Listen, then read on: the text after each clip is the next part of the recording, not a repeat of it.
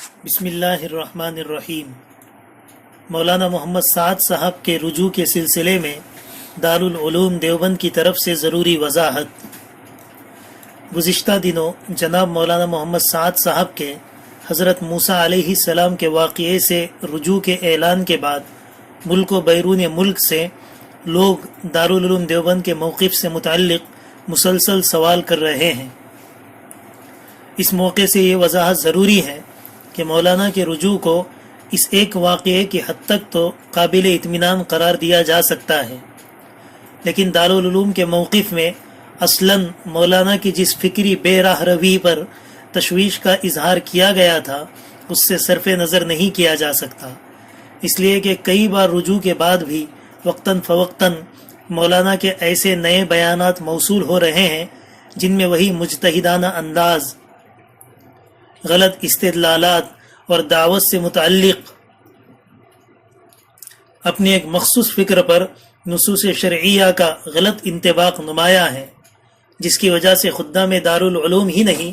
بلکہ دیگر علماء حق کو بھی مولانا کی مجموعی فکر سے سخت قسم کی بے اطمینانی ہے۔ ہمارا یہ ماننا ہے کہ اکابر علیہم الرحمہ کی فکر سے معمولی انحراف بھی شدید نقصان دہ ہے۔ مولانا کو اپنے بیانات میں محتاط انداز اختیار کرنا چاہیے اور اسلاف کے طریق پر گامزن رہتے ہوئے نصوص شرعیہ سے ذاتی اجتہادات کا سلسلہ بند کرنا چاہیے، کیونکہ مولانا موصوف کے ان دور اذکار اجتہادات سے ایسا لگتا ہے کہ خدا نخواستہ وہ کسی ایسی جدید جماعت کی تشکیل کے در پہ ہیں، ایک نئی جماعت بنانے کے در پہ ہے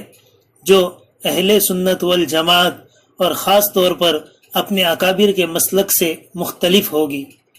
اللہ تعالی ہم سب کو اکابر و اسلاف کے طریق پر ثابت قدم رکھے، آمین۔ جو لوگ دارالعلوم دیوبند سے مسلسل رجوع کر رہے ہیں ان سے دوبارہ گزارش کی جاتی ہے